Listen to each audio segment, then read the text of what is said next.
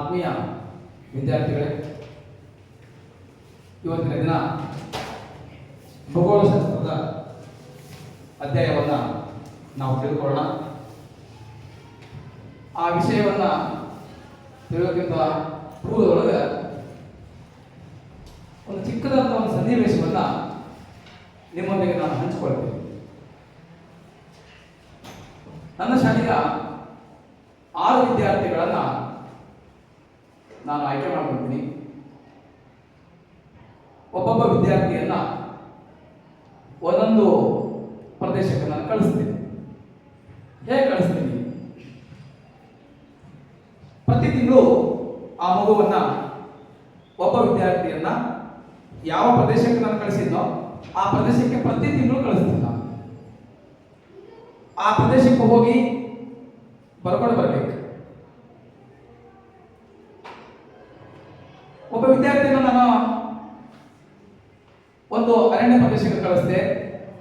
ಆ ವಿದ್ಯಾರ್ಥಿ ಜನವರಿಯಲ್ಲಿ ಹೋಗ್ತಾನೆ, February, March, April, May, June, July, August, September, October, November, December 12 ತಿಂಗಳ ಅವಧಿಯೊಳಗೂ ಒಂದೇ ಅರಣ್ಯಕ್ಕೆ ಆತನನ್ನ ಕಳಿಸ್ತೇನೆ. ಅಲ್ಲಿ ಹೋದಂತ ಸಂದರ್ಭದೊಳಗೆ ಜನವರಿ ತಿಂಗಳಲ್ಲಿ ಹೇಗೆ ಅರಣ್ಯಗಳು ಹಸಿರಾಗಿರ್ತಾವೋ, ಡಿಸೆಂಬರ್ ಅವಧಿಯೊಳಗೂ ಆ ಅರಣ್ಯಗಳು ಹಸಿರಾಗಿ ಇರ್ತಾವ. ಅಂತಹ ಅರಣ್ಯಗಳಿಗೆ ನಾವು ಎಂತ ಅರಣ್ಯ ಅಂತ ಕರಿತೀವಿ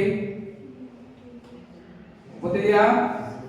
ಆ ಅರಣ್ಯಗಳು ಯಾವಾಗಲೂ ಹಸಿರಾಗಿರ್ತಾವ. ಸದಾ ಹಸಿರಾಗಿರುವ ಅರಣ್ಯ. ನೀವು ಜನವರಿ ಹೋಗಿರ್ತೀರಿ, ಡಿಸೆಂಬರ್ಗೆ ಹೋಗಿರ್ತೀರಿ, ಅವಾಗ ನೋಡಿದ್ರೆ ಯಾವಾಗ ಹಸಿರಾಗಿ ಇರ್ತವೆ. ಅಂತಹ ಒಂದು ಅರಣ್ಯಕ್ಕೆ ತಾವು ಹೋಗಿರ್ತೀರಿ, ಅದು ಸದಾ ಹಸಿರಾಗಿರುವ ಅರಣ್ಯ. ಇನ್ನೊಬ್ಬ ವಿದ್ಯಾರ್ಥಿಯನ್ನ ಇದೇ ತರನಾಗಿ ಜನವರಿ ಟು ಡಿಸೆಂಬರ್ 12 ತಿಂಗಳ ಅವಧಿಯೊಳಗೆ ಪ್ರತಿ ತಿಂಗಳು ನಾನು ಕಳಿಸ್ತೀನಿ. ಆಗ ಮಳೆಗಾಲದ ಅವಧಿಯೊಳಗೆ ಆ ಅರಣ್ಯಗಳು ಹಸಿರಾಗಿರ್ತವ. ಬೇಸಿಗೆಯ ಅವಧಿಯೊಳಗೆ ಆ ಅರಣ್ಯಗಳು ತಮ್ಮ ಎಲೆಗಳನ್ನ ಉದುರಿಸ್ತಾವ. ಹಾಗಾಗಿ ಹೀಗೆ ಬೇಸಿಗೆಯ ಅವಧಿಯಲ್ಲಿ ಎಲೆ ಉದುರಿಸ್ತಾವ ಅಂತಂದ್ರೆ ಅವುಗಳಿಗೆ ಎಂತ ಅರಣ್ಯ ನಾವು ಕರಿತೀವಿ? ಎಲೆ ಉದುರುವ ಉಷ್ಣವಲಯದ ಅರಣ್ಯಗಳು ಅಂತ ನಾವು ಕರಿತೀವಿ. ಇನ್ನು ಮತ್ತೊಂದು ಅರಣ್ಯದ ಪ್ರಕಾರಕ್ಕೆ ಸಂಬಂಧಪಟ್ಟಂತೆ ನಾನು ಕಳಿಸ್ತೇನೆ. ಅಲ್ಲಿ ನೋಡಿ, ಮರಗಳು ಎತ್ತರವಾಗಿಲ್ಲ, ಸಸ್ಯಗಳಲ್ಲಿ ಎತ್ತರವಾಗಿಲ್ಲ, ಅತ್ಯಂತ ಕುಬ್ಜ ಸಸ್ಯಗಳು. ಅಲ್ಲಿ ಯಾವಾಗಲೂ ಹುಲ್ಲುಗಾವಲು ಪ್ರದೇಶ ಇರ್ತದೆ. ಅಂದ್ರೆ ತಾವು ಹುಲ್ಲುಗಾವಲು ಗೊತ್ತಿರ್ತೀವಿ, ನಿಮಗೆಲ್ಲ ರೈತ ಕುಟುಂಬದಿಂದ ಬಂದಂತವು. ಹೌದಾ? ಇಂತಹ ಅರಣ್ಯವನ್ನು ನಾವು ನೋಡ್ತೀವಿ. ಇದಕ್ಕೆ ನಾವೇನ್ ಕರಿತೀವಿ? ಹುಲ್ಲುಗಾವಲು ಅರಣ್ಯ ಅಂತ ನಾವು ಕರಿತೀವಿ. ಇನ್ನ ಮತ್ತೊಂದು ಅರಣ್ಯ ಪ್ರಕಾರವನ್ನ ನಾವು ನೋಡೋದಾದ್ರೆ,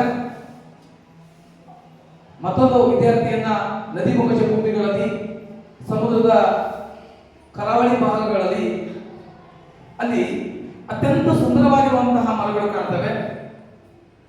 ಆ ಮರಗಳು ನೋಡೋದಕ್ಕೆ ತುಂಬಾ ಸುಂದರವಾಗಿರ್ತವೆ. ಆ ಪ್ರಕಾರದ ಅರಣ್ಯದ ಸಂಬಂಧಪಟ್ಟಂತೆ ಆ ಮಗು ಬರ್ಕೊಂಡು ಬರ್ತಾನೆ. ಹಾಗಾದ್ರೆ ಈ ನದಿ ಮುಖಜ ಭೂಮಿಗಳಲ್ಲಿ ಮತ್ತು ಕರಾವಳಿಯ ಭಾಗಗಳಲ್ಲಿ, ಸಮುದ್ರದ ಅಂಚಿನಲ್ಲಿ ಇಂತಹ ಒಂದು ಅರಣ್ಯಗಳು ಕಂಡು ಬರ್ತವೆ.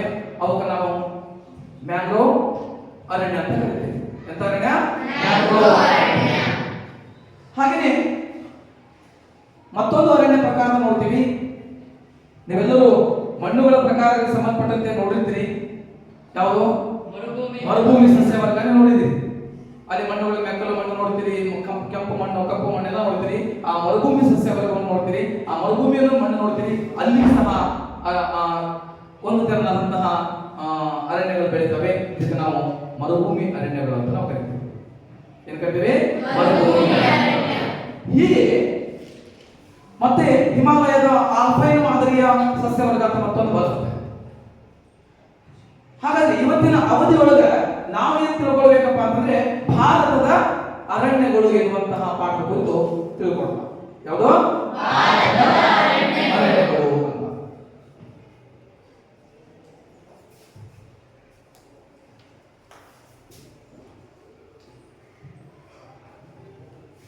ಓಕೆ, ಈ ಭಾರತದ ಅರಣ್ಯಗಳು ಎನ್ನುವಂತಹ ಪಾಠ ಒಳಗೆ ನಾವು ತಿಳ್ಕೊಳ್ಬೇಕಾಗಿರುವಂತಹ ಪ್ರಮುಖ ಫಲಿತಾಂಶಗಳೇನಪ್ಪ ಅಂದ್ರೆ ಭಾರತದ ಅರಣ್ಯಗಳ ವಿಧಗಳು, ಭಾರತದ ಅರಣ್ಯಗಳ ವಿಧಗಳು, ಅರಣ್ಯಗಳ ಸಂರಕ್ಷಣೆ ಮತ್ತು ಸಂರಕ್ಷಣಾ ವಿಧಾನಗಳು, ಹಾಗೆಯೇ ವನ್ಯಜೀವಿ ಧಾಮಗಳು, ಹಾಗೆಯೇ ಜೀವಿಗಳ ಮೀಸಲು ಅರಣ್ಯ, ಜೀವಿಗಳ ಮೀಸಲು ಅರಣ್ಯ ಅಂತೇಳಿ ಹೀಗೆ 4 ಫಲಿತಾಂಶವನ್ನ ಈ ಒಂದು ಅಧ್ಯಯನದಲ್ಲಿ ತಿಳ್ಕೊಳ್ತೀವಿ.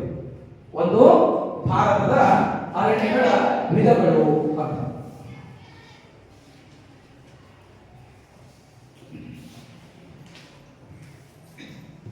ಭಾರತದ ಅರಣ್ಯಗಳ ವಿಧಗಳು.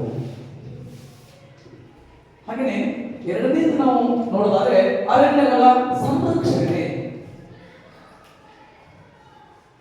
ಅರಣ್ಯಗಳ ಸಂರಕ್ಷಣೆ, ಅರಣ್ಯಗಳ ಸಂರಕ್ಷಣೆ ಮತ್ತು ಸಂರಕ್ಷಣಾ ವಿಧಾನಗಳು ಮತ್ತು ಸಂರಕ್ಷಣಾ ವಿಧಾನಗಳು.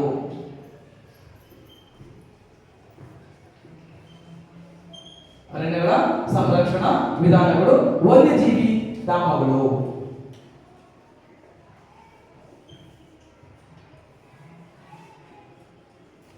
ವನ್ಯಜೀವಿ ಧಾಮಗಳು, ಹಾಗೆಯೇ ಜೀವಿಗೋಳ ಮೀಸಲು ಅರಣ್ಯ ಅಂತ ಮತ್ತೊಂದು ಯಾವುದು? ಜೀವಿಗೋಳ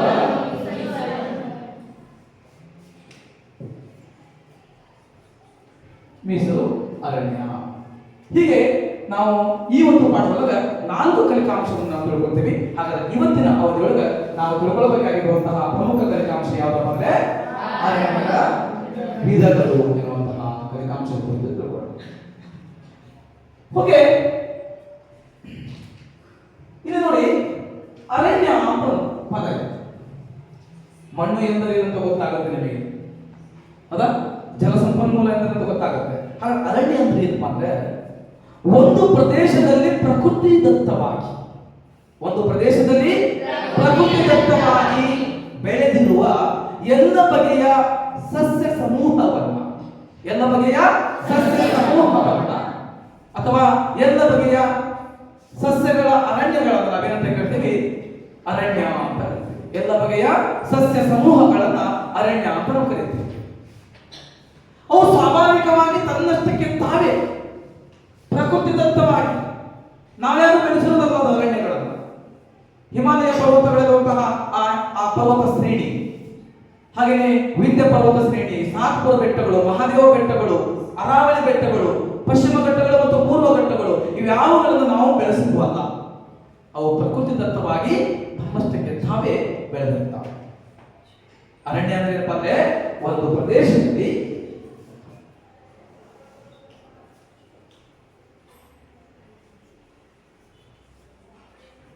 ಪ್ರಕೃತಿ ದತ್ತವಾಗಿ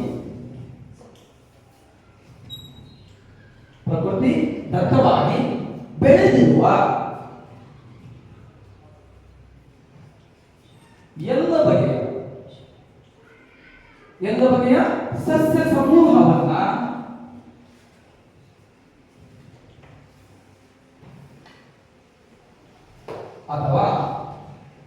ಅಥವಾ ಸ್ವಾಭಾವಿಕ ಸಸ್ಯವರ್ಗವನ್ನು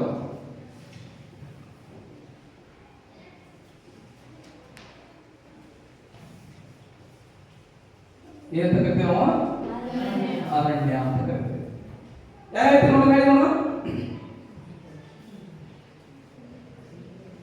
ಒಂದು ಪ್ರದೇಶದಲ್ಲಿ ಪ್ರಕೃತಿ ದತ್ತವಾಗಿ ಬೆಳೆದಿರುವ ಎಲ್ಲಾ ಬಗೆಯ ಸಸ್ಯ ಸಮೂಹವನ್ನು ಅಥವಾ ಸ್ವಾಭಾವಿಕ ಸಸ್ಯವರ್ಗವನ್ನು ಅರಣ್ಯ ಎನ್ನುವರು. ಅರಣ್ಯ ಎನ್ನುವರು ಪ್ರಕೃತಿ ದತ್ತವಾಗಿ ತಮ್ಮಷ್ಟಕ್ಕೆ ತಾವೇ ಬೆಳೆದಿರುತ್ತವೆ ಅರಣ್ಯಗಳು. ಹಾಗಾದ್ರೆ ಪ್ರಾಕೃತಿಕ ಪರಿಸರ ಸರಿ, ನಾವು ಅರಣ್ಯದ ಪ್ರಕಾರಗಳನ್ನು ನಾವು ಹೇಳ್ತಾ ಹೋಗ್ತೇನೆ ಮುಂದೆ. ಈ ಅರಣ್ಯದ ಪ್ರಕಾರಗಳಲ್ಲಿ ನಾವು ಹೋಗ್ತಾ ಹೋದಾಗ ನಿತ್ಯ ಹರಿದ್ವರ್ಣ ಅರಣ್ಯಗಳಾಗಿರಬಹುದು, ಎಲೆ ಉದುರಿಸುವ ಅರಣ್ಯಗಳಾಗಿರಬಹುದು, ಮರುಭೂಮಿ ಸಸ್ಯವರ್ಗ ಆಗಿರಬಹುದು, ಹಾಗೆಯೇ ಆಲ್ಪೈನ್ ಮಾದರಿಯ ಸಸ್ಯವರ್ಗ ಆಗಿರ್ಬೋದು, ಮ್ಯಾಂಗ್ರೋವ್ ಅರಣ್ಯ ಆಗಿರ್ಬೋದು, ಹುಲ್ಲುಗಾವಲು ಅರಣ್ಯ, ಈ ರೀತಿಯಾಗಿ ನಾವು ಪ್ರಕಾರಗಳನ್ನು ನೋಡ್ತಾ ಹೋಗ್ತೀವಲ್ಲ. ಈಗ ಆಗ್ಲಿಕ್ಕೆ ಕಾರಣ ಏನು? ಹೀಗಾಗ್ಲಿಕ್ಕೆ ಕಾರಣ ಏನು? ಹಾಗಾದ್ರೆ ಏನಂದ್ರೆ ಹೀಗಾಗ್ಲಿಕ್ಕೆ ಕಾರಣ ಏನಪ್ಪಾ ಅಂತಂದ್ರೆ ಒಂದು ಪ್ರಾಕೃತಿಕ ಪರಿಸರದ ಅಂಶಗಳಾಗಿರುವಂತಹ ಈ ಅರಣ್ಯದ ಪ್ರಕಾರಗಳನ್ನು ನೋಡ್ತಾ ಬಂದಿರಲ್ಲ, ಈ ರೀತಿ ಆಗಲಿಕ್ಕೆ ಕಾರಣ ಏನಪ್ಪಾ ಅಂದ್ರೆ ಪ್ರಾಕೃತಿಕ ಪರಿಸರದ ಅಂಶಗಳಾಗಿರುವಂತಹ ಉಷ್ಣಾಂಶ, ಮಳೆ, ಭೂಸ್ವರೂಪ, ಮಣ್ಣುಗಳು ಮುಂತಾದ ಅಂಶಗಳಿಂದ ಈ ಅರಣ್ಯಗಳು ಪ್ರಭಾವಿತವಾಗಿವೆ. ಸದಾ ಹಸಿರಾಗಿರುವ ಅರಣ್ಯ ಅಂತ ನಾವೇನು ಹೇಳ್ತೀವಿ, ಯಾವಾಗಲೂ ಹಸಿರಾಗಲಿಕ್ಕೆ ಕಾರಣ ಏನಪ್ಪಾ ಅಂತಂದ್ರೆ ಒಂದು ಮಳೆ, ಹಾಗೆಯೇ ಭೂಸ್ವರೂಪ, ಹಾಗೆಯೇ ಮಣ್ಣುಗಳು ಸದಾ ಹಸಿರಾಗಿರಲಿಕ್ಕೆ. ಬೇಸಿಗೆ ಸಂದರ್ಭದಲ್ಲಿ ಮಳೆ ಅರಣ್ಯಗಳು ಎಲೆಗಳನ್ನು ಉದುರಿಸ್ತವೆ ಅನ್ನೋದಾದ್ರೆ ಅದಕ್ಕೆ ಪ್ರಭಾವ ಬೀರುವಂತಹ ಪ್ರಾಕೃತಿಕ ಅಂಶಗಳು ಯಾವ್ಯಾವ ಅಂತಂದ್ರೆ ಅಲ್ಲಿ ಉಷ್ಣಾಂಶ ಆಗಿರ್ಬೋದು, ಭೂಸ್ವರೂಪ ಆಗಿರ್ಬೋದು, ಮಣ್ಣು ಆಗಿರ್ಬೋದು ಮತ್ತು ಮಳೆ. ನಾವು ಹೇಳ್ತೇವೆ ಏನಂತ, ಮಳೆಗಾಲ ಅಂತಂದು ನಾವೇನು ಭಾರತದ ಋತುಗಳು ಅಂತ ಪಾಠ ಮಾಡಬೇಕಾದಂತ ಸಂದರ್ಭದಲ್ಲಿ ಭಾರತದ ಋತುಮಾನದ ಮೇಲೆ ಪ್ರಭಾವ ಬೀರುವ ಅಂಶಗಳು ಅಂತ ನಾವು ಬಂದಾಗ ಅಲ್ಲಿ ಉಷ್ಣಾಂಶ, ಸಮುದ್ರ ಮಟ್ಟದಿಂದ ಎತ್ತರ, ಸಾಗರ ಪ್ರವಾಹಗಳು, ಭೂ ಸ್ವರೂಪಗಳು ಅಂತ ಹೇಳ್ತಾ ಬಂದಿವಲ್ಲ, ಅದೇ ರೀತಿಯಾಗಿ ಅರಣ್ಯದ ಮೇಲೆ ಪ್ರಭಾವ ಬೀರುವಂತಹ, ಅರಣ್ಯಗಳ ಪ್ರಕಾರಗಳ ಮೇಲೆ ಪ್ರಭಾವ ಬೀರುವಂತಹ ಅಂಶಗಳನ್ನು ನೋಡ್ತಾ ಹೋದಾಗ ಒಂದೇದು ಯಾವ ಕಡೆ ಬರ್ತದಪ್ಪ ಅಂತಂದ್ರೆ ಒಂದು ಉಷ್ಣಾಂಶ. ಯಾವುದು? ಉಷ್ಣಾಂಶ, ಹಾಗೇನೆ ಮಳೆ, ಹಾಗೇನೆ ಭೂ ಸ್ವರೂಪ,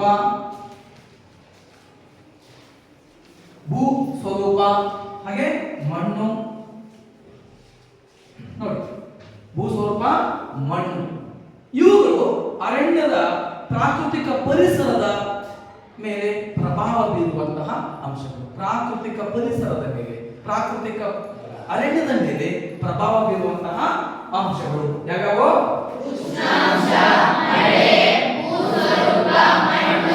ಮಣ್ಣುಗಳು ಪ್ರಾಕೃತಿಕ ಪರಿಸರದ ಮೇಲೆ ಪ್ರಭಾವವನ್ನು ಬೀರ್ತವೆ ಎನ್ನುವಂಥದ್ದು.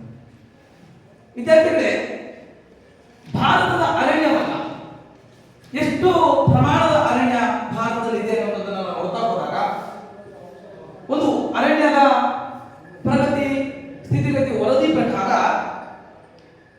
ಭಾರತದಲ್ಲಿ 2021ರ ಆ ವರದಿ ಪ್ರಕಾರ ಅಂದ್ರೆ ISFR ಅಂತ, ISFR ಅನ್ನುವಂಥದ್ದು ನೋಡಿ, 2021ರ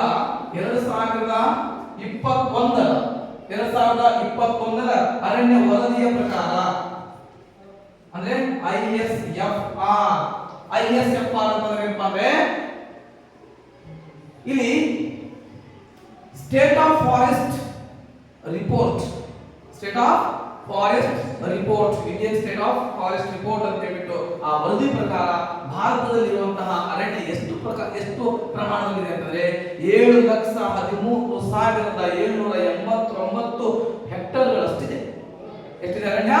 7 ಲಕ್ಷ. ಅರಣ್ಯ ಎಷ್ಟಿದೆ? 7,13,789 ಹೆಕ್ಟೇರ್ ಪ್ರದೇಶವನ್ನ ಅರಣ್ಯವನ್ನ ಹೊಂದಿದೆ. ನೋಡಿ, ಭಾರತದಲ್ಲಿ ಇರುವ ಅರಣ್ಯ. ಹಾಗಾದ್ರೆ ಭೌಗೋಳಿಕ ಕ್ಷೇತ್ರಕ್ಕೆ ನೋಡ್ತಾ ಹೋದಾಗ ಇದನ್ನ ಭೌಗೋಳಿಕ ಹೆಕ್ಟೇರ್ ಪ್ರದೇಶ, ಟೋಟಲಿ ಹೆಕ್ಟೇರ್ ಪ್ರದೇಶ ಭಾರತ ಹೊಂದಿರುವಂತಹ ಅರಣ್ಯವನ್ನು ನೋಡಿದಾಗ ಇದನ್ನ ಒಂದು ಶೇಕಡಾ ಭೌಗೋಳಿಕವಾಗಿ ನೋಡ್ತಾ ಹೋದಾಗ ಭೌಗೋಳಿಕ ಕ್ಷೇತ್ರಕ್ಕೆ ಹೋದಂತ ಸಂದರ್ಭದಲ್ಲಿ ಎಷ್ಟಿದೆಪ್ಪ ಅಂತಂದ್ರೆ ಭಾರತದಲ್ಲಿ 21.71ರಷ್ಟು ಇದೆ. ಶೇಕಡಾ 21.71ರಷ್ಟು ಅರಣ್ಯವನ್ನ ಹೊಂದಿದೆ ಎನ್ನುವಂಥದ್ದು. ನೋಡಿ, ಭಾರತದಲ್ಲಿ ಒಟ್ಟು ಅರಣ್ಯ ಕ್ಷೇತ್ರ ಎಷ್ಟಿದೆ? 21.71ರಷ್ಟು ಇದೆ ಶೇಕಡಾವಾರು. ಅದನ್ನ ಹೆಕ್ಟರ್ ವಾರು ನೋಡ್ತಾ ಹೋದಾಗ 7,13,789 ಹೆಕ್ಟೇರ್ ಪ್ರದೇಶವನ್ನ ಹೊಂದಿದೆ ಎನ್ನುವಂಥದ್ದು. 7,13,789 ಹೆಕ್ಟೇರ್ ಪ್ರದೇಶವನ್ನ ಅರಣ್ಯ ಹೊಂದಿದೆ. ಭಾರತ ಬಹು ವಿಸ್ತಾರವಾದಂತಹ ದೇಶವಾಗಿದ್ದು ಇದು ವಿವಿಧ ಬಗೆಯ ಅರಣ್ಯ ಸ್ವರೂಪವನ್ನ, ಅರಣ್ಯ ಪ್ರಕಾರಗಳನ್ನ ಹೊಂದಿದೆ. ಭಾರತದ ಅರಣ್ಯ ವಿವಿಧ ಪ್ರಕಾರದ ಅರಣ್ಯಗಳ ಪ್ರಕಾರವನ್ನ ಹೊಂದಿರುವುದನ್ನ ನಾವು ನೋಡ್ತಾ ಹೋಗ್ತೇವೆ. ಹಾಗಾದ್ರೆ ಯಾವ್ಯಾವ ವಿಧದ ಅರಣ್ಯಗಳನ್ನ ಹೊಂದಿದೆ ಅಂತ ನಾವು ನೋಡ್ತಾ ಹೋದಾಗ ಯಾವ್ಯಾವ ವಿಧದ ಅರಣ್ಯವನ್ನ ಹೊಂದಿದೆ ಅನ್ನೋದನ್ನ ನಾವು ನೋಡ್ತಾ ಹೋದಾಗ ಒಂದೊಂದಾಗಿ ನೋಡೋಣ.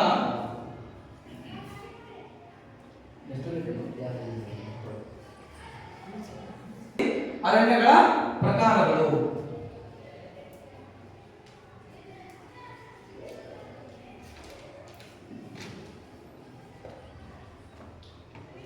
ಒಂದನೇದು ನಿತ್ಯ ಹರಿದ್ವರ್ಣ ಅರಣ್ಯ ಅಥವಾ ಕಾಡುಗಳು. ಒಂದೊಂದಾಗಿ ನೋಡ್ತಾ ಹೋಗೋಣ ನಾವೀಗ. ನಿತ್ಯ ಹರಿದ್ವರ್ಣ ಕಾಡುಗಳು ಒಂದೊಂದಾಗಿ ನಾವು ಪ್ರತ್ಯೇಕವಾಗಿ ನೋಡೋಣ. ಭಾರತದಲ್ಲಿ ನಿತ್ಯ ಹರಿದ್ವರ್ಣ ಕಾಡುಗಳು ಎಲ್ಲಿ ಕಂಡು ಬರ್ತವಪ್ಪ? ಸದಾ ಹಸಿರಾಗಿರುವ ಅರಣ್ಯ. ಸದಾ ಹಸಿರಾಗಿರುವ ಅರಣ್ಯ ಎಲ್ಲಿ ಕಂಡು ಬರ್ತದೆ? 250 ಸೆಂಟಿಮೀಟರ್ಗಿಂತಲೂ ಅಧಿಕ ಮಳೆ ಬೀಳುವ ಪ್ರದೇಶಗಳು. 250 ಸೆಂಟಿಮೀಟರ್ಗಿಂತ ಅಧಿಕ ಮಳೆ ಬೀಳುವ ಪ್ರದೇಶ ಹಾಗೂ 900 ಮೀಟರ್ಗಳಿಗಿಂತ ಕಡಿಮೆ ಎತ್ತರವನ್ನು ಹೊಂದಿರುವಂತಹ ಭೂ ಪ್ರದೇಶದಲ್ಲಿ ಈ ಅರಣ್ಯ ಕಂಡುಬರುತ್ತದೆ. ನೋಡಿ, ಸದಾ ಹಸಿರಾಗಿರುವ ಅಥವಾ ನಿತ್ಯ ಹರಿದ್ವರ್ಣ ಕಾಡುಗಳು ಎಲ್ಲಿ ಕಂಡು ಬರ್ತವಪ್ಪ ಅಂತಂದ್ರೆ 250 ಸೆಂಟಿಮೀಟರ್ ಗಿಂತ ಅಧಿಕ ಮಳೆ ಬೀಳುವ ಪ್ರದೇಶ.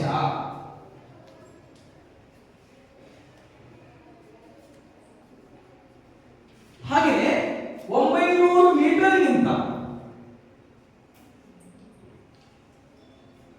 ಕಡಿಮೆ ಎತ್ತರವನ್ನು ಹೊಂದಿರುವ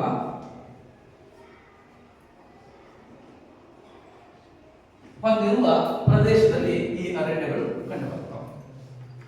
ನೆನಪಿರಲಿ, ಎಷ್ಟು ಸೆಂಟಿಮೀಟರ್ ಮಳೆ? ಹಾಗೆ 900 ಮೀಟರ್ಗಿಂತ ಕಡಿಮೆ ಎತ್ತರವನ್ನು ಹೊಂದಿರುವಂತಹ ಪ್ರದೇಶಗಳಲ್ಲಿ ಈ ಅರಣ್ಯ ಕಂಡುಬರುತ್ತದೆ. ಇದು ಯಾವಾಗಲೂ ಹಸಿರಾಗಿರುತ್ತೆ.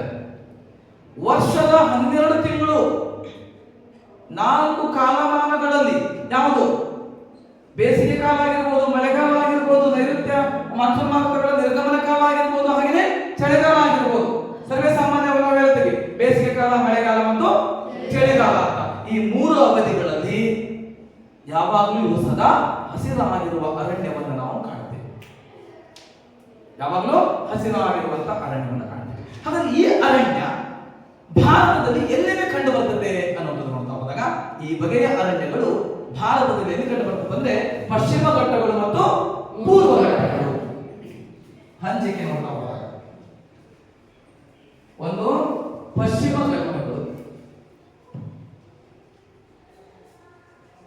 ಪಶ್ಚಿಮ ಘಟ್ಟಗಳು, ಹಾಗೆಯೇ ಈಶಾನ್ಯ ರಾಜ್ಯಗಳಾಗಿರುವಂತಹ ಮಣಿಪುರ, ನಾಗಾಲ್ಯಾಂಡ್, ಸಿಕ್ಕಿಂ, ಅಸ್ಸಾಂ, ಹಾಗೆಯೇ ಅಂಡಮಾನ್ ನಿಕೋಬಾರ್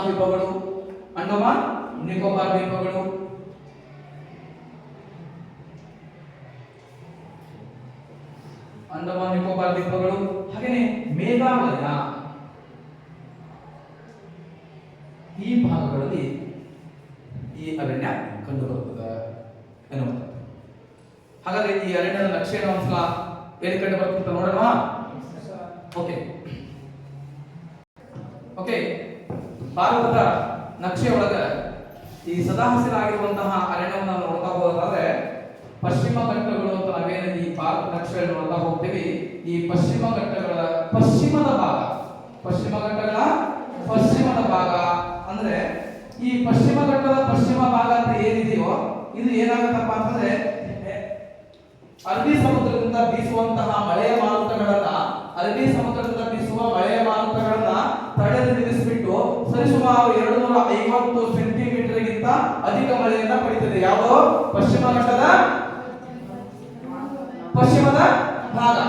ಪೂರ್ವದ ಭಾಗ ಮಳೆ ಕಡಿಮೆ ಪಡೆಯುತ್ತಲ್ವಾ, ಹಾಗಾಗಿ ಪಶ್ಚಿಮ ಘಟ್ಟದ ಈ ಪಶ್ಚಿಮ ಭಾಗದಲ್ಲಿ ಮಳೆ ಕಂಡುಬರುತ್ತದೆ. ಹಾಗೆಯೇ ಪೂರ್ವ ಘಟ್ಟಗಳಿಂದ ಬಂಗಾಳ ಕೊಲ್ಲಿಯಿಂದ ಬೀಸುವಂತಹ ಬಂಗಾಳ ಕೊಲ್ಲಿ ಶಾಖೆಯಿಂದ ಬೀಸುವಂತಹ ಮಳೆಗಳಿಂದ ಆ ಒಂದು ಭಾಗದಲ್ಲಿ ಈ ತಮಿಳುನಾಡಿನ ಕೆಲವು ಭಾಗದಲ್ಲಿ ಏನಾಗುತ್ತಪ್ಪ ಅಂತಂದ್ರೆ ನಿತ್ಯ ಹರಿದ್ವರ್ಣ ಕಾಡುಗಳನ್ನ ನಾವು ನೋಡ್ತಾ ಹೋಗ್ತೀವಿ. ಹಾಗೆಯೇ ಈಶಾನ್ಯ ರಾಜ್ಯಗಳಂತ ನಾವೇನು ಹೇಳಿದ್ವೋ ಇಲ್ಲಿನ ಪಶ್ಚಿಮ ಬಂಗಾಳ, ಒರಿಸ್ಸಾ, ಹಾಗೆಯೇ ಸಿಕ್ಕಿಂ, ಈ ಭಾಗದಲ್ಲಿ ಮೇಘಾಲಯ, ಮಣಿಪುರ, ನಾಗಾಲ್ಯಾಂಡ್, ಹಾಗೆಯೇ ಅಸ್ಸಾಂ ಈ ಭಾಗದಲ್ಲಿ ಏನಾಗುತ್ತೆ ಯಾವ ಅರಣ್ಯಗಳು ನಿತ್ಯ ಹರಿದ್ವರ್ಣ ಕಾಡುಗಳು ಕಂಡು ಬರ್ತವೆ.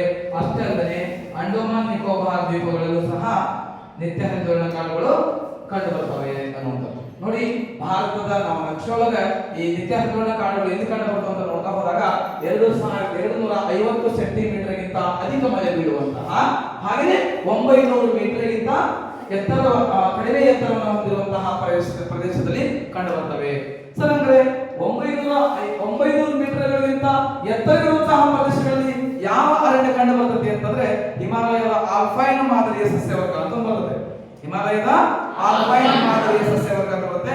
ಆ 900ಗಿಂತ ಅಧಿಕ ಮೀಟರ್ ಎತ್ತರವನ್ನು ಹೊಂದಿರುವಂತಹ ಪ್ರದೇಶಗಳಲ್ಲಿ ಆ ಸಸ್ಯವರ್ಗ ಕಂಡು ಬರುತ್ತೆ. ಆದ್ರೆ 900ಗಿಂತ ಕಡಿಮೆ ಮೀಟರ್ ಇರುವಂತಹ ಪ್ರದೇಶದಲ್ಲಿ ಏನಾಗುತ್ತೆ ನಿತ್ಯ ಹರಿದ್ವರ್ಣ ಕಾಡುಗಳು ಕಂಡು ಬರ್ತವೆ ಅನ್ನುವಂಥದ್ದು. ಹಾಗೆಯೇ ನಾವು ಇಲ್ಲಿರುವಂತಹ ಸಸ್ಯಗಳು ಸದಾ ಹಸಿರಾಗಿರುವುದರಿಂದ ಇವನ್ನ ಸದಾ ಹಸಿರಾಗಿರುವ ಅರಣ್ಯ ಅಥವಾ ನಿತ್ಯ ಹರಿದ್ವರ್ಣ ಕಾಡುಗಳು ಅಂತ ಕರಿತೀವಿ. ಹಾಗಾದ್ರೆ ಆ ನಿತ್ಯ ಹರಿದ್ವರ್ಣ ಕಾಡುಗಳು ಹೇಗಿರ್ತವೆ ಅನ್ನುವಂಥದ್ದನ್ನ ಒಂದು ಪಿಕ್ಚರ್ ನಿಮಗೆ ತೋರಿಸ್ತೀನಿ ನೋಡಿ.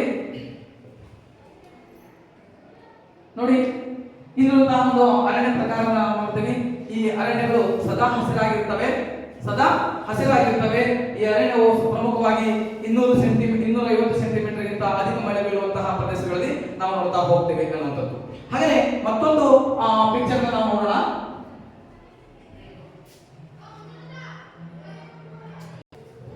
ನಾವು ಮತ್ತೊಂದು ಪಿಕ್ಚರ್ ನೋಡ್ತಾ ಹೋದಾಗ ಇಲ್ಲಿಯೂ ಸಹ ನಾವೇನು ಕಾಣಬಹುದು ಅಂದ್ರೆ ಸದಾ ಹಸಿರಾಗಿರುವಂತಹ ಅರಣ್ಯವನ್ನು ನಾವು ಕಾಣಬಹುದು.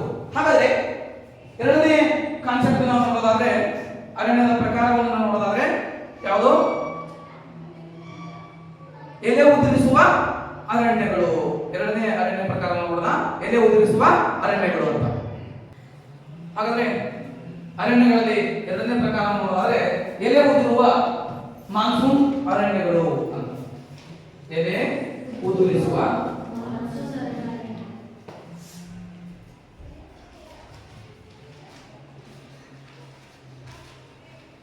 ಅರಣ್ಯಗಳು, ಎಲೆ ಉದುರಿಸುವ ಮಾನ್ಸೂನ್ ಅರಣ್ಯಗಳು. ನೋಡಿ ಈ ಪ್ರಕಾರದ ಅರಣ್ಯಗಳು ಭಾರತದ ಅತಿ ಹೆಚ್ಚು ಭಾಗದಲ್ಲಿ ಕಂಡುಬರುತ್ತವೆ.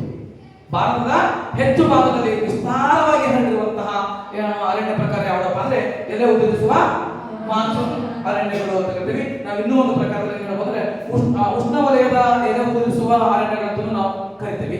ಹಾಗೆ ಈ ಪ್ರಕಾರದ ಅರಣ್ಯಗಳು ಎಲ್ಲಿ ಕಂಡು ಬರ್ತಾವಪ್ಪ ಅಂತಂದ್ರೆ 75ರಿಂದ 250 ಸೆಂಟಿಮೀಟರ್ ಒಳಗೆ, 75ರಿಂದ 250 ಸೆಂಟಿಮೀಟರ್ ಒಳಗೆ ಮಳೆ ಬೀಳುವಂತಹ ಪ್ರದೇಶಗಳಲ್ಲಿ ಇಂತಹ ಎಲೆ ಉದುರಿಸುವ ಅರಣ್ಯಗಳು ಕಂಡುಬರುತ್ತವೆ.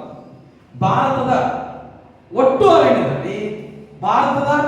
ಅರಣ್ಯದಲ್ಲಿ ಶೇಕಡಾ 65.50% ಭಾಗದಲ್ಲಿ ಈ ಅರಣ್ಯ ಕಂಡುಬರುತ್ತದೆ. ವರ್ಷದ ನಿರ್ದಿಷ್ಟ ಒಣಹವೆಯ ಋತುವಿನಲ್ಲಿ ಈ ಅರಣ್ಯದ ಮರಗಳು ಎಲೆಗಳನ್ನ ಉದುರಿಸುವಂತಹ ರೂಢಿಯನ್ನ ಹೊಂದಿರುತ್ತವೆ. ಹಾಗೆಯೇ ಇವುಗಳು ನಾವು ಮಳೆಗಾಲದ ಅವಧಿಯಲ್ಲಿ ಮಾತ್ರವೇನಾಗಿರ್ತವೆ, ಮರಗಳು ಹಸಿರಾಗಿರ್ತವೆ. ಬೇಸಿಗೆಯ ಸಂದರ್ಭದಲ್ಲಿ ಏನಾಗ್ತವೆ, ಎಲೆಗಳನ್ನ ಉದುರಿಸುತ್ತವೆ ಎನ್ನುವಂಥದ್ದು. ನೋಡಿ ಈ ಪ್ರಕಾರದ ಅರಣ್ಯ ಭಾರತದ ಬಹುಭಾಗಗಳಲ್ಲಿ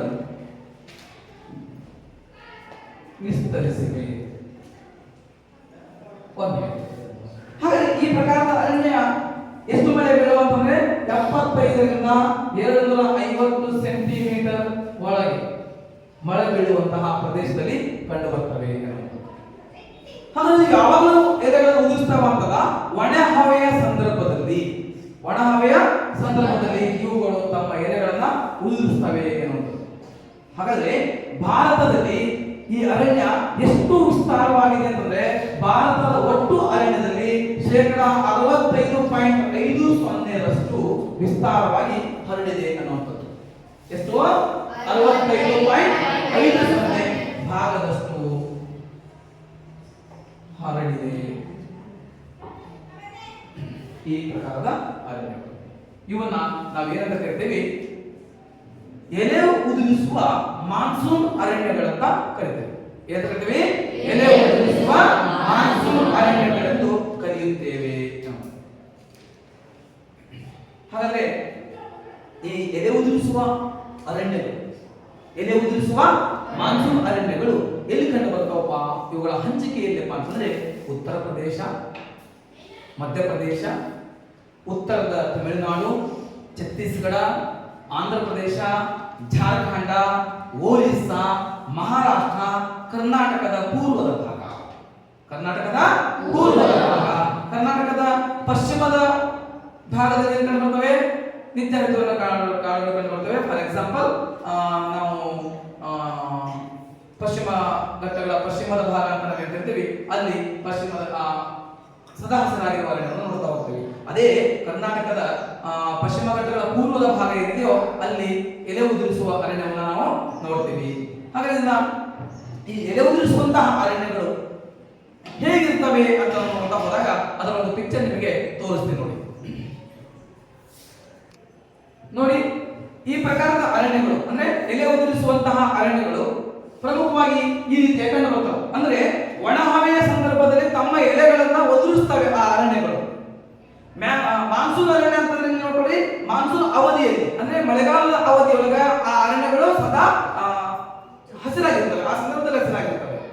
ಯಾವಾಗ ಒಣ ಹವೆ ಬಂದ್ಬಿಡುತ್ತೋ ಅಥವಾ ಬೇಸಿಗೆ ಬರುತ್ತೋ ಆ ಸಂದರ್ಭದಲ್ಲಿ ಈ ಅರಣ್ಯಗಳು ತಮ್ಮ ಎಲೆಗಳನ್ನ ಉದುರಿಸ್ತವೆ ಎನ್ನುವಂಥದ್ದು ಈ ಪಿಕ್ಚರ್ ಮೂಲಕ ನಿಮಗೆ ಗೊತ್ತಾಗ್ತದೆ.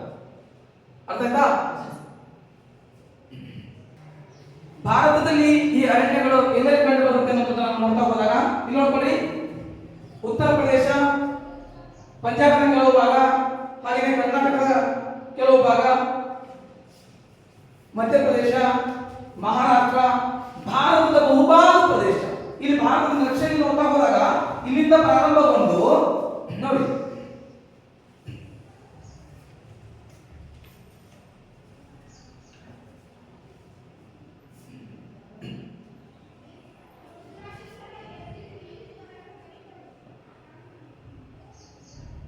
ಇದೇನೋ ನಾನು ಗೊತ್ತು ಮಾಡಿದ್ದೇನೋ, ಈ ಎಲ್ಲಾ ಪ್ರದೇಶಗಳಲ್ಲಿ ಉಷ್ಣವಲಯದ ಎಲೆ ಉದುರಿಸುವಂತಹ ಅರಣ್ಯಗಳನ್ನ ನಾವು ಈ ಭಾಗದಲ್ಲಿ ನಾವು ಕಾಣ್ತಾ ಹೋಗ್ತೇವೆ.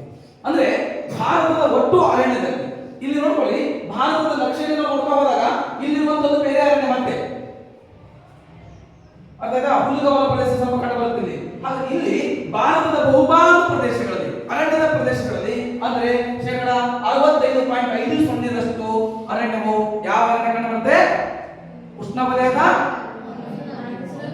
ಮಾನ್ಸೂನ್ ಮಾದರಿ ಎಲೆ ಉದುರಿಸುವ ಮಾನ್ಸೂನ್ ಮಾದರಿಯ ಸಸ್ಯವರ್ಗವನ್ನು ನಾವು ಇಲ್ಲಿ ಕಾಣ್ತೇವೆ ಅನ್ನುವಂಥದ್ದು. ಓಕೆ, ಹಾಗೆಯೇ ನಾವು ಅರಣ್ಯದ ಮೂರನೇ ಪ್ರಕಾರ ನೋಡೋದಾದ್ರೆ ಉಷ್ಣವಲಯದ ಹುಲ್ಲುಗಾವಲು ಅರಣ್ಯಗಳು ಅಂತ ಮತ್ತೊಂದು ಅರಣ್ಯದ ಪ್ರಕಾರ ನಾವು ನೋಡೋಣ. ಉಷ್ಣವಲಯದ ಹುಲ್ಲುಗಾವಲು ಅರಣ್ಯ ಎನ್ನುವಂಥದ್ದು.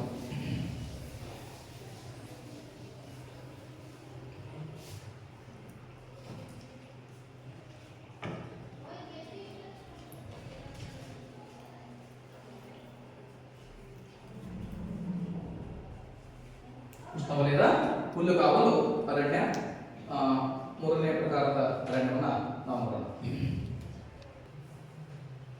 ಉಷ್ಣವಲಯದ ಹುಲ್ಲುಗಾವಲು ಅರಣ್ಯಗಳು ನೋಡುವಾಗ ಈ ಅರಣ್ಯಗಳು ಪ್ರಮುಖವಾಗಿ 60 ರಿಂದ 75 ಸೆಂಟಿಮೀಟರ್ ಮಳೆ ಬೀಳುವಂತಹ ಪ್ರದೇಶಗಳಲ್ಲಿ ಕಂಡುಬರ್ತವೆ.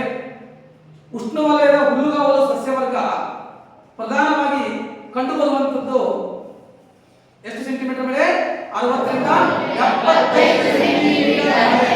ನೋಡಿ, ಈ ಪ್ರಕಾರದ ಅರಣ್ಯಗಳು 65 ರಿಂದ 75 ಸೆಂಟಿಮೀಟರ್ ಮಳೆ ಬೀಳುವ ಪ್ರದೇಶದಲ್ಲಿ ಕಂಡುಬರುತ್ತದೆ ಉಷ್ಣವಲಯದ ಹುಲ್ಲುಗಾವಲು ಪ್ರದೇಶ. ಅಂದ್ರೆ ಮಳೆಯ ಪ್ರಮಾಣ ಅತ್ಯಂತ ವಾರ್ಷಿಕ ಸರಾಸರಿ ಮಳೆ ಇದು. ವಾರ್ಷಿಕ ಸರಾಸರಿ ಮಳೆ 60 ರಿಂದ 75 ಸೆಂಟಿಮೀಟರ್ ಮಳೆ. ಹಾಗೆ ಇಲ್ಲಿ ಪ್ರಮುಖವಾಗಿ ಯಾವ ರೀತಿಯಾದಂತಹ ಸಸ್ಯವರ್ಗ ಕಂಡು ಬರ್ತಂದ್ರೆ ಎತ್ತರವಾದ ಹುಲ್ಲು ಹಾಗೂ ವಿರಳವಾಗಿ ಅಲ್ಲಲ್ಲಿ ಕುರುಚಲು ಸಸ್ಯವರ್ಗ ಕಂಡು ಬರುತ್ತದೆ. ನೋಡಿ, ಎತ್ತರವಾಗಿರುವಂತಹ ಹುಲ್ಲು,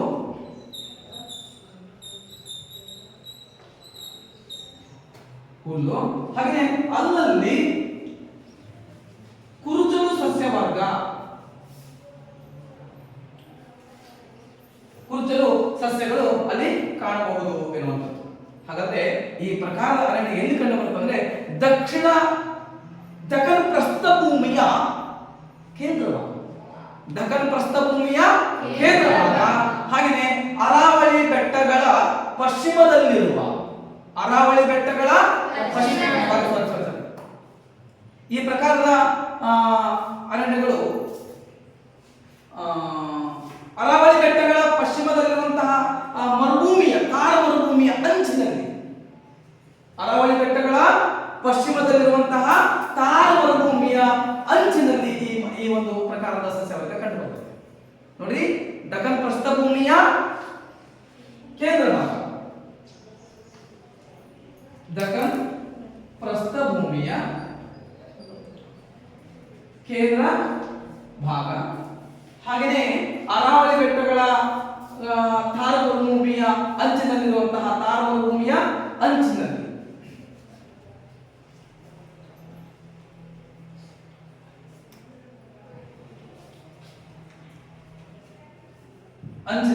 ಈ ಅರಣ್ಯ ಕಂಡು ಬರ್ತದೆ ಎನ್ನುವಂಥದ್ದು. ಹಾಗಾದ್ರೆ ಇಲ್ಲಿ ಬೆಳೆಯುವಂತಹ ಪ್ರಮುಖ ಹುಲ್ಲುಗಾವಲು ಸಸ್ಯ ಯಾವುದಪ್ಪ ಅಂತಂದ್ರೆ ಬಬೂಲ್ ಎನ್ನುವಂಥದ್ದು.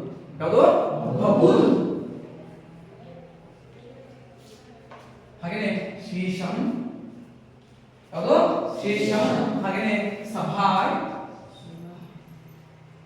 ಸಭಾಯ್ ಎನ್ನುವಂತಹ ಈ ಮೂರು ಪ್ರಕಾರದ ಇನ್ನೂ ಮುಂತಾದ ಹುಲ್ಲುಗಾವಲು ಇಲ್ಲಿ ಪ್ರಮುಖವಾಗಿ ಕಂಡುಬರುವಂಥದ್ದು. ನೆನಪಿರಲಿ, ಈ ಉಷ್ಣವಲಯದ ಹುಲ್ಲುಗಾವಲು ಅರಣ್ಯ 60 ರಿಂದ 75 ವಾರ್ಷಿಕ ಸರಾಸರಿ ಮಳೆ ಬೀಳುವಂತಹ ಪ್ರದೇಶದಲ್ಲಿ ಕಂಡುಬರುತ್ತದೆ. ಹಾಗೆಯೇ ಇಲ್ಲಿ ಎತ್ತರವಾಗಿ ಹುಲ್ಲುಗಳು ಮತ್ತು ಅಲ್ಲಲ್ಲಿ ಕುರುಚಲು ಸಸ್ಯವರ್ಗ ಕಂಡುಬರುತ್ತದೆ, ಅಲ್ಲಲ್ಲಿ ಕುರುಚಲು ಸಸ್ಯವರ್ಗ ಕಂಡುಬರುತ್ತದೆ ಎನ್ನುವಂಥದ್ದು. ಇಲ್ಲಿ ಬೆಳೆಯುವಂತಹ ಈ ಅರಣ್ಯಗಳು ದಖನ್ ಪ್ರಸ್ಥಭೂಮಿಯ ಕೇಂದ್ರ ಭಾಗ, ಹಾಗೆಯೇ ಥಾರ್ ಮರುಭೂಮಿಯ ಅಂಚಿನಲ್ಲಿ ಈ ಪ್ರಕಾರದ ಅರಣ್ಯಗಳು ಕಂಡುಬರುತ್ತವೆ. ಹಾಗಾದ್ರೆ ಈ ಅರಣ್ಯದ ಒಂದು ಪಿಕ್ಚರ್ ನಾವು ನೋಡೋಣ. ಇವಾಗ ಈ ಅರಣ್ಯದ ಪಿಕ್ಚರ್ ಅನ್ನು ನೋಡೋಣ. ಈ ಪಿಕ್ಚರ್ ಅಲ್ಲಿ ಕಂಡುಬರುವಂತದ್ದು ಎತ್ತರವಾದಂತಹ, ಇದು ಸರಿಯಾಗಿ ನಿಮಗೆ ಕಾಣಂಗಿಲ್ಲ, ಅದು ನಿಮಗೆ ಪಿಕ್ಚರ್ ನಾನು ತೋರಿಸ್ತಿದ್ದೀನಿ. ಇಲ್ಲಿರುವಂತಹ ಸಸ್ಯಗಳು ನೋಡಿಕೊಂಡ್ರೆ ಅತಿ ಎತ್ತರವಾಗಿಲ್ಲ, ಹುಲ್ಲುಗಾವಲಿಂದ ಕೂಡಿರುವಂತದ್ದು ಕಾಣ್ತೀವಿ. ಹಾಗಾದ್ರೆ ಮತ್ತೊಂದು ನಾವು ಪಿಕ್ಚರ್ ಅನ್ನು ನಿಮಗೆ ತೋರಿಸ್ತಾ ಹೋಗ್ತೀನಿ.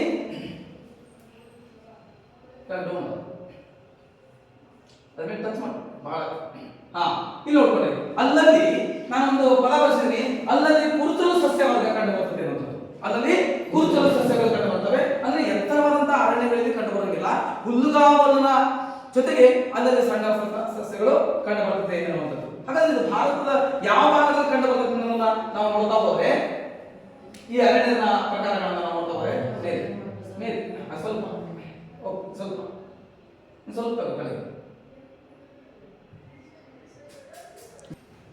ಈ ಪ್ರಕಾರದ ಅರಣ್ಯವನ್ನ ಈ ಭಾರತದ ನಕ್ಷೆ ಒಳಗೆ ನಾವು ನೋಡೋದಾದ್ರೆ ನೋಡಿರಿ, ದಖನ್ ಪ್ರಸ್ಥಭೂಮಿಯ ಕೇಂದ್ರ ಭಾಗ ಅಂತ ನಾವು ಇಲ್ಲಿ ಸ್ವಲ್ಪ ಕಾಣುತ್ತೆ ನೋಡಿ ನಿಮಗೆ, ಹೌದಾ?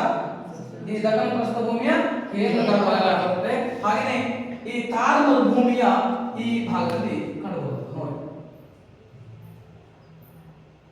ಇಲ್ಲಿ ಇಂತಹ ಸಸ್ಯವರ್ಗನ ನಾವು ನೋಡ್ತಾ ಹೋಗ್ತೇವೆ. ಥಾರ್ ಮರುಭೂಮಿ ಇದೆ, ರಾಜಸ್ಥಾನ ಥಾರ್ ಮರುಭೂಮಿ, ಅರಾವಳಿ ಬೆಟ್ಟಗಳ ಭಾಗದಲ್ಲಿ ಕಂಡುಬರುವಂತೆ ನಾವು ನೋಡಿದಾಗ ಇಂತಹ ಪ್ರದೇಶಗಳಲ್ಲಿ ಹುಲ್ಲುಗಾವಲು, ಉಷ್ಣವಲಯದ ಹುಲ್ಲುಗಾವಲು ಸಸ್ಯವರ್ಗ ಕಂಡುಬರುತ್ತದೆ ಅನ್ನುವಂಥದ್ದು. ಅಂದ್ರೆ ಈ ಭಾಗದಲ್ಲಿ ಅತಿ ಹೆಚ್ಚು ಉಷ್ಣಾಂಶ ಇರೋದ್ರಿಂದಾಗಿ ಇಲ್ಲಿ ಹುಲ್ಲುಗಾವಲು ಸಸ್ಯವರ್ಗ ಕಂಡುಬರುತ್ತದೆ ಅನ್ನುವಂಥದ್ದು ಅರಣ್ಯದ ಪ್ರಕಾರಗಳಲ್ಲಿ ನಾವು ನೋಡುವಾಗ.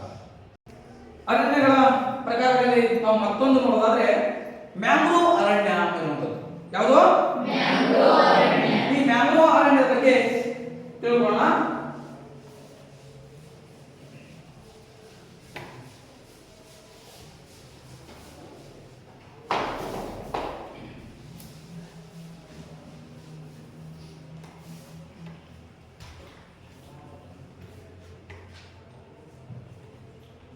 ನೋಡಿ, ಅರಣ್ಯಗಳ ಪ್ರಕಾರಗಳಲ್ಲಿ ಮತ್ತೊಂದು ಯಾವುದು? ಮ್ಯಾಂಗ್ರೋವ್ ಅರಣ್ಯ. ಈ ಅರಣ್ಯಗಳು ಎಲ್ಲಿ ಕಂಡು ಬರ್ತವಪ್ಪ ಅಂದ್ರೆ ತೀರ ಪ್ರದೇಶಗಳ ತಗ್ಗು ವಲಯಗಳು, ಸಮುದ್ರದ ಅಬ್ಬರದ ಕಾಲದಲ್ಲಿ, ತೀರ ಪ್ರದೇಶದ ತಗ್ಗು ವಲಯಗಳಲ್ಲಿ ಸಮುದ್ರದ ಅಬ್ಬರದ ಕಾಲದಲ್ಲಿ ನೀರಿನಿಂದ ಆವರಿಸಲ್ಪಟ್ಟಿರ್ತವೆ. ಸುತ್ತಲೂ ನೀರಿರುತ್ತದೆ ಅಂತ, ಸುತ್ತಲೂ ನೀರಿರುತ್ತದೆ. ಆ ಒಳಗಡೆ ಮಾತ್ರ ಎಂತ ಅರಣ್ಯಗಳು ಕಂಡು ಬರುತ್ತವೆ. ಈ ಕಾಡುಗಳು ನದಿ ಮುಖಜ ಭೂಮಿಗಳು, ನದಿ ಮುಖಜ ಭೂಮಿಗಳು ಹಾಗೂ ನದಿ ಅಳಿವೆಗಳ ತಗ್ಗು ಪ್ರದೇಶಗಳಲ್ಲಿ, ನದಿ ಅಳಿವೆಗಳ ತಗ್ಗು ಪ್ರದೇಶಗಳಲ್ಲಿ ಇಂತಹ ಅರಣ್ಯಗಳು ಕಂಡು ಬರುತ್ತವೆ. ಉದಾಹರಣೆಗೆ ಗಂಗಾ ನದಿ ಮುಖಜ ಭೂಮಿ ಆಗಿರಬಹುದು, ಮಹಾನದಿ ಆಗಿರಬಹುದು, ಗೋದಾವರಿ ಆಗಿರಬಹುದು, ಕೃಷ್ಣಾ ನದಿ, ಈ ಎಲ್ಲ ನದಿಗಳ ಮುಖಜ ಭೂಮಿಗಳಲ್ಲಿ ಇಂತಹ ಅರಣ್ಯಗಳು ಪ್ರಮುಖವಾಗಿ ಕಂಡು ಬರ್ತವೆ. ನೋಡಿ, ಈ ನದಿ ಮುಖಜ ಭೂಮಿಗಳಲ್ಲಿ ಸುಂದರಿಯ ಮರಗಳು ಹೆಚ್ಚಾಗಿ ಕಂಡು ಬರ್ತವೆ. ಎಂತ ಮರಗಳು? ಸುಂದರಿಯ ಮರಗಳು ಕಂಡು ಬರ್ತವೆ. ಹೀಗೆ ಸುಂದರಿಯ ಮರಗಳು ಕಂಡು ಬರೋದ್ರಿಂದ ಇದನ್ನ ಇನ್ನೊಂದು ಹೆಸರಲ್ಲಿ ಕರೀತಾರೆ ಸುಂದರ್ಬನ್ ಅಂತ ಹೇಳಿದ್ರೆ ಸುಂದರ್ಬನ್ ಎಂದು ಸಹ ಕರೀತಾರೆ. ಈ ಪ್ರಕಾರದ ಅರಣ್ಯ ಭಾರತದಲ್ಲಿ 4992 ಚದರ ಕಿಲೋಮೀಟರ್ ವ್ಯಾಪಿಸಿದೆ. ನೋಡ್ರಿ, ಈ ಪ್ರಕಾರದ ಅರಣ್ಯಗಳು ಸಮುದ್ರದ ತೀರ ಪ್ರದೇಶಗಳಲ್ಲಿ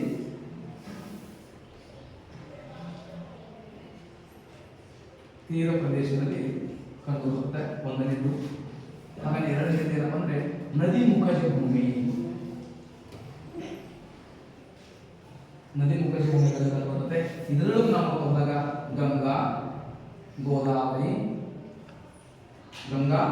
ಗೋದಾವರಿ ಹಾಗೆಯೇ ಕೃಷ್ಣ ಮುಂತಾದ ನದಿ ಮುಖಜ ಭೂಮಿಗಳಲ್ಲಿ, ಮಹಾನದಿ ಮುಖಜ ಭೂಮಿಗಳಲ್ಲಿ ಇಂತಹ ಅರಣ್ಯಗಳು ಕಂಡು ಬರ್ತವೆ. ಈ ಪ್ರಕಾರದ ಅರಣ್ಯಗಳಲ್ಲಿ ಪ್ರಮುಖವಾಗಿ ಸುಂದರಿಯ ಮರಗಳು ಕಂಡು ಬರ್ತವೆ.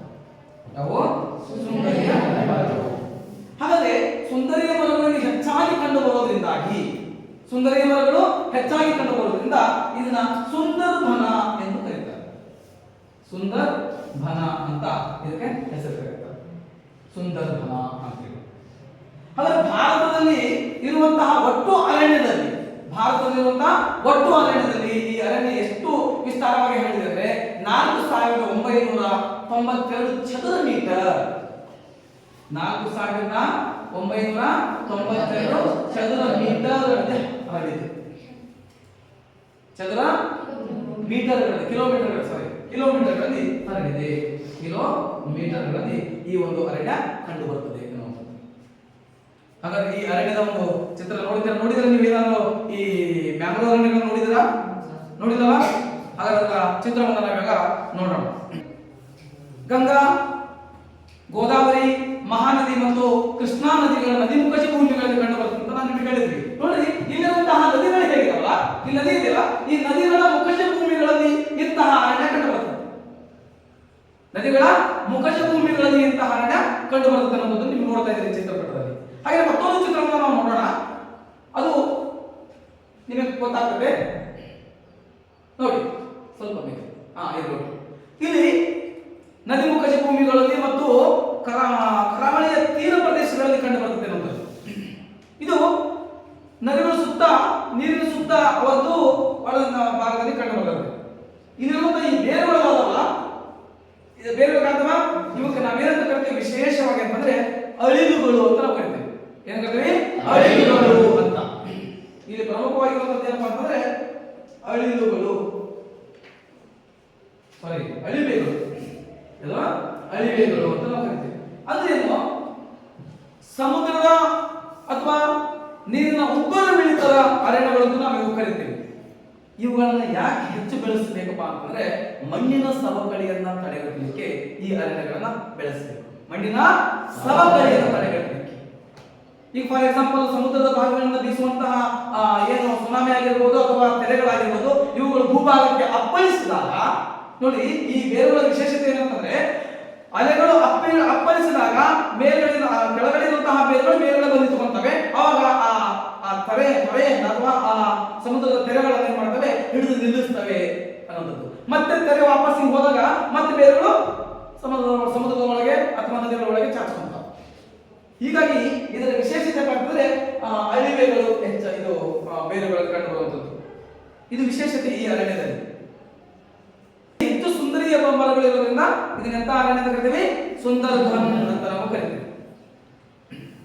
ಹಾಗೇನೆ ಅರಣ್ಯದ ಪ್ರಕಾರಗಳಲ್ಲಿ ನಾವು 5ನೇ ಪ್ರಕಾರವನ್ನ ಮರುಭೂಮಿ ಅರಣ್ಯಗಳು ಅಂತ. ಯಾವುದು? ಮರುಭೂಮಿ ಅರಣ್ಯಗಳು.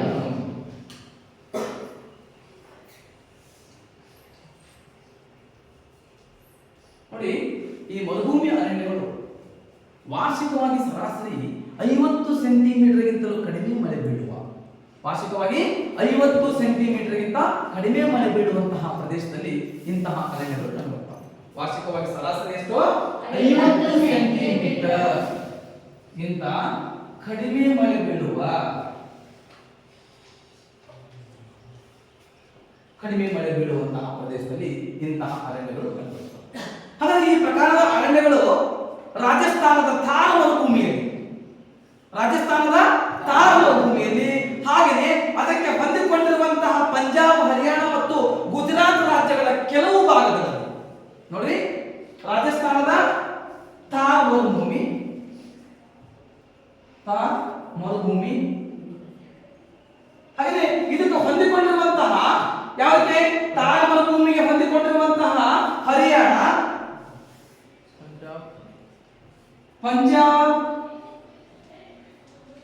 ಪಂಜಾಬ್, ಹಾಗೆಯೇ ಗುಜರಾತ್, ಈ ಭಾಗಗಳಲ್ಲಿ ಇಂತಹ ಅರಣ್ಯ ಕಂಡುಬರುತ್ತದೆ ಎನ್ನುವುದು. ನೋಡ್ರಿ, ಅಂದ್ರೆ ಪಂಜಾಬ್ ಆಗಿರ್ಬೋದು, ಹರಿಯಾಣ ಆಗಿರ್ಬೋದು ಮತ್ತು ಗುಜರಾತ್ ಆಗಿರ್ಬೋದು, ಕೆಲವು ಭಾಗ, ಸಂಪೂರ್ಣ ಅಲ್ಲ, ಆದರೆ ರಾಜಸ್ಥಾನದ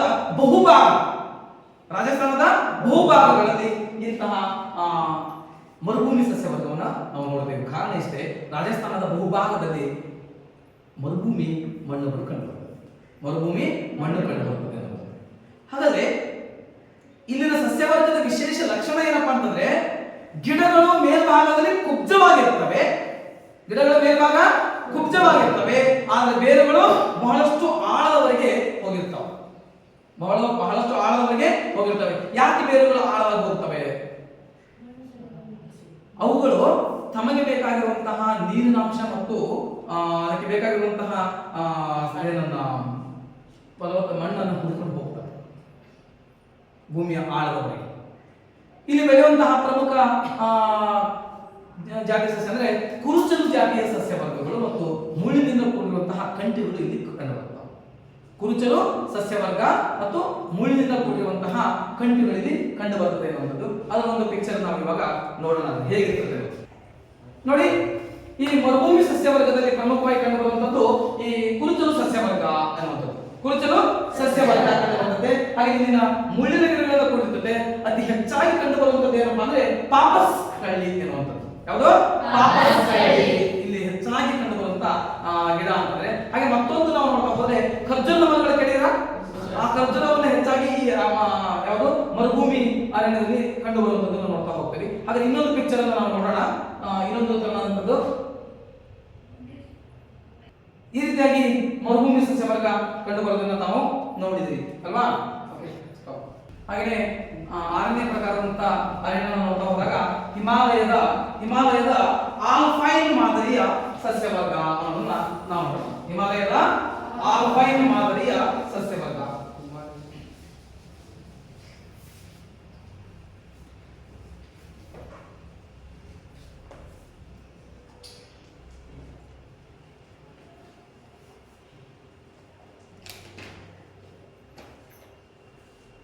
ನೋಡಿ, ಹಿಮಾಲಯದ ಆಲ್ಪೈನ್ ಮಾದರಿಯ ಸಸ್ಯವರ್ಗವನ್ನು ನೋಡ್ತಾ ಹೋದಾಗ ಹಿಮಾಲಯ ಪರ್ವತಗಳಲ್ಲಿ ವಿವಿಧ ಬಗೆಯ ಅರಣ್ಯಗಳನ್ನು ನಾವು ನೋಡ್ತಾ ಹೋಗ್ತೇವೆ.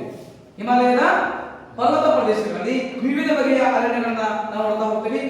ಹೆಚ್ಚು ಎತ್ತರಕ್ಕೆ ಈ ಭೂಭಾಗದ ಭಾಗ ಎತ್ತರ ಹೆಚ್ಚಾದಂತೆ ಉಷ್ಣವಲಯದಿಂದ ಧ್ರುವ ಪ್ರದೇಶಗಳವರೆಗಿನ ವೈವಿಧ್ಯಮಯವಾದಂತಹ ಕಾಡುಗಳಲ್ಲಿ ಏನ್ ಮಾಡ್ತವಪ್ಪ ಅಂತಂದ್ರೆ ವಾಯುಗುಣಗಳಲ್ಲಿ ಇಂತಹ ಅರಣ್ಯಗಳು ಕಂಡು ಬರ್ತವೆ ಅನ್ನುವಂಥದ್ದು. ಹಾಗೆಯೇ ಇಲ್ಲಿ ಕಂಡುಬರುವಂತಹ ಪ್ರಮುಖ ಸಸ್ಯವರ್ಗ ಯಾವುದಪ್ಪ ಅಂದ್ರೆ ಸಾಲ್, Byra, tune, silver, spruce, laurel ಇನ್ನು ಮುಂತಾದ ಪ್ರಕಾರದ ಮರಗಳು ಇಲ್ಲಿ ಕಂಡು ಬರುತ್ತದೆ ಎನ್ನುವಂಥದ್ದು. ಹೀಗೆ ಭಾರತದಲ್ಲಿ ಅರಣ್ಯಗಳು ಪ್ರಮುಖವಾಗಿ ನಾವು ನೋಡ್ತಾ ಹೋದಾಗ ಒಂದು ಸದಾ ಹಸಿರಾಗಿರುವ ಅರಣ್ಯ, ಎಲೆ ಉದುರಿಸುವ ಅರಣ್ಯ, ಉಷ್ಣವಲಯದ ಹುಲ್ಲುಗಾವಲು ಅರಣ್ಯ, ಹಾಗೆಯೇ ಮ್ಯಾಂಗ್ರೋವ್ ಅರಣ್ಯ, ಮರುಭೂಮಿ ಅರಣ್ಯ, ಹಾಗೆಯೇ ಹಿಮಾಲಯದ ಆಲ್ಪೈನ್ ಮಾದರಿಯ ಸಸ್ಯವರ್ಗ. ಹೀಗೆ 6 ಪ್ರಕಾರದ ಅರಣ್ಯವನ್ನು ತಾವು ನೋಡಿದ್ರಿ, ಈವರೆಗೆ ಕೇಳಿದ್ರಿ. ಓಕೆನಾ? ಹಾಗಾದ್ರೆ ಕೆಲವೊಂದಿಷ್ಟು ನಾನು ನಿಮಗೆ ಪ್ರಶ್ನೆಗಳನ್ನು ಕೇಳ್ತೀನಿ. ಅರಣ್ಯ ಎಂದರೆ ಏನು? ಒಂದು ಪ್ರದೇಶದಲ್ಲಿ ಪ್ರಕೃತಿ ದತ್ತವಾಗಿ ಬೆಳೆದಿರುವ ಎಲ್ಲ ಬಗೆಯ ಸಸ್ಯ ಸಮೂಹವನ್ನು ಅರಣ್ಯ ಅಥವಾ ಸ್ವಾಭಾವಿಕ ಸಸ್ಯ ವರ್ಗವೆಂದು ಕರೆಯುತ್ತಾರೆ. ಓಕೆ, ಒಂದು ಪ್ರದೇಶದಲ್ಲಿ ಪ್ರಕೃತಿ ದತ್ತವಾಗಿ ಬೆಳೆದಿರುವಂತಹ ಸ್ವಾಭಾವಿಕ ಸಸ್ಯ ವರ್ಗವನ್ನ ಅಥವಾ ಸಸ್ಯಗಳ ಸಮೂಹವನ್ನ ನಾವೇನಂತ ಕರಿತೀವಿ? ಅರಣ್ಯ ಅಂತ ಕರಿತೀವಿ. ಓಕೆ, ಅರಣ್ಯದ ಪ್ರಕಾರಗಳು ಯಾವ್ಯಾವು ಒಂದೊಂದು ಹೇಳಿ. ಉಷ್ಣಾಂಶ, ಅರಣ್ಯದ ಪ್ರಕಾರಗಳನ್ನು ಕೇಳ್ತೇವೆ.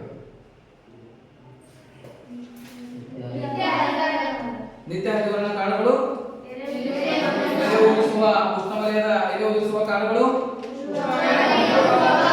ಉಷ್ಣವಲಯದ ಹುಲ್ಲುಗಾವಲು ಅರಣ್ಯ, ಯಾವುದು? ಮ್ಯಾಂಗ್ರೋವ್ ಅರಣ್ಯ, ಮರುಭೂಮಿ ಅರಣ್ಯಗಳು, ಹಿಮಾಲಯದ ಆಲ್ಪೈನ್ ಮಾದರಿಯ ಸಸ್ಯವರ್ಗ ಎನ್ನುವಂಥದ್ದು.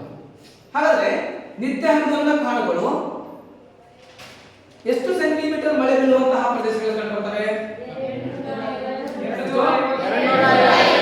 250 ಸೆಂಟಿಮೀಟರ್ ಮಳೆ ಬೀಳುವಂತಹ ಪ್ರದೇಶಗಳಲ್ಲಿ ಕಂಡುಬರುತ್ತವೆ. ಹಾಗಾದ್ರೆ ನೆಕ್ಸ್ಟ್ ಹೋಮ್ವರ್ಕ್ ಅನ್ನು ಬರ್ಕೊಡ್ರಿ.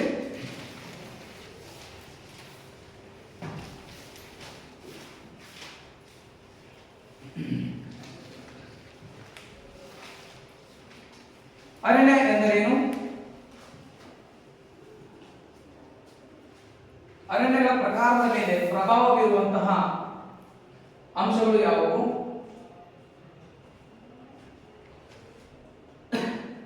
ನೆಕ್ಸ್ಟ್, ಅರಣ್ಯಗಳ ಪ್ರಕಾರಗಳು ಯಾವುವು?